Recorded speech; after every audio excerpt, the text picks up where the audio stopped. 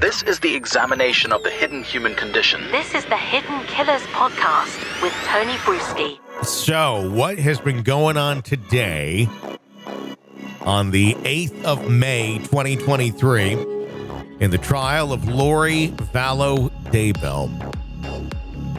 We have some updates for you from the courtroom, from the testimony this morning. Of course, we will have full trial audio for you as we receive it from the court. Today, thus far, has been a lot of focus on text messages.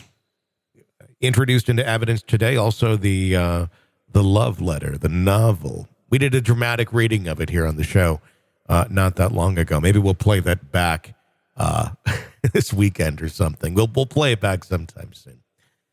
But they went into the details of that and several other texts between Chad, Lori, Alex, the key players in this. The messages between Lori and Chad began on July 28th, with Lori inquiring about Chad's feelings, and Chad expressing that he was doing okay but struggling with a lack of privacy. Despite this, he felt good about an upcoming trip and missed Lori immensely. Lori expressed her need for a distraction while waiting for Chad, and the two discussed a trip that Lori would take to California. As their conversation continued, Lori forwarded a text message that her niece Melanie Boudreau had received from, quote, father, unquote. This message expressed that Melanie had overcome her obstacles and was ready for fast-paced changes. Both Lori and Chad seemed to welcome the idea, and Chad noting how much he missed being physically close to Lori. On July 26, Lori asked Chad to check on her son, JJ, as she was concerned about his behavior. Chad reassured her it was still JJ and that someone was lying about him being calm and watching movies. Lori mentioned a conversation with Melanie, who had sensed a change in her child, brightened, and knew it was part of a larger plan. It's a good thing Melanie didn't get involved in the murder of children. Throughout the exchanges, Lori often used heart and lip emojis, because she's 8, indicating her depths of her feelings for Chad. On July 23rd, Lori asked Chad to check on her daughter Tylee, as she was acting unusually sweet and helpful. Chad confirmed that Tylee had been switched and promised to explain later. Hey, can you check on my kids? They've been switched. The conversations continue with discussions of attending an LDS temple, watching a movie with scenery reminiscent of Kauai, and expressing their desire to be together. Both Chad and Lori frequently mention their longing for each other and their hopes for the future. As the messages progressed today, they began to discuss Lori's niece, Melanie Boudreau, and her children. Lori relayed concerns about Melanie's child, Blake. Chad responded with a description of spiritual actions he had taken to address the situation. They also discussed the evil spirit they believed inhabited Kay Woodcock, who had received life insurance money that Lori had hoped to receive. So, of course, Kay gets the money.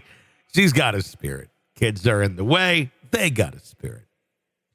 Throughout their exchanges, Chad and Lori engaged in discussions about the death percentages of JJ, Tylee, and Chad's wife. Tammy Daybell. According to Chad's scale, both children were dangerously close to death. In one conversation, Chad mentioned that he had been instructed to focus his efforts on Hillary, the entity that they believed inhabited Tylee's body. We know the name of that one now. As the messages continued, Lori discovered that she was not the beneficiary of her late husband Charles' life insurance policy. Chad speculated that Kay Woodcock, who they believed was an evil spirit, may have been the beneficiary. The two also spoke about plans to bring down the Genonations, a secret society from the Book of Mormon that they had associated with evil individuals, such as Brandon Boudreau. It's kind of hard to keep track of crazy, isn't it? To talk about this in a cohesive manner.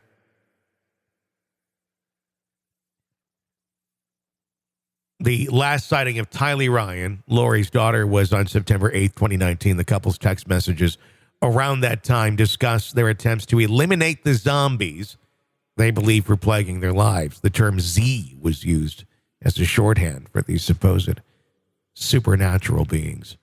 In August of 2019, the couple's text messages revealed their frustration with their telestial relatives and their longing to be together. They believed they were surrounded by obstacles and desperately sought a way to be united in a spiritual plane, even discussing a perfectly orchestrated plan to take the children away. The couple's relationship was not without its issues, though, as they fought, made up through the text messages. At one point, Chad claimed that Lori had lost the spiritual protections he had placed around her and begged her to respond to his messages to restore them. When someone is ghosting you, that's all you got to do. Please respond. Let me give you the spiritual protections you deserve. Their obsession with the idea of death percentages continued quite a bit in these text messages as well. A way of measuring how each person's spirit was still in their body. Lori questioned why her son JJ's percentage was not at zero and became increasingly concerned with the idea of eliminating the zombies in their lives. Obviously, these beliefs are bizarre, horrifying, and the tragic outcome was all too real. The messages exchanged between Lori and Chad, they really show that glimpse into that twisted world they inhabited. I would still question, are their minds still there? This is an examination of the hidden human condition. This is the Hidden Killers Podcast. The Hidden Killers Podcast. With Tony Bruschi. Kind of a breakdown right there of the testimony from court this morning. We'll, of course, have the actual testimony for you, which I'm very much looking forward to listening to as soon as we get it from court later today or tomorrow. As we have it available, we will post it for you here on the podcast. My name is Tony Bruschi. Stay with us.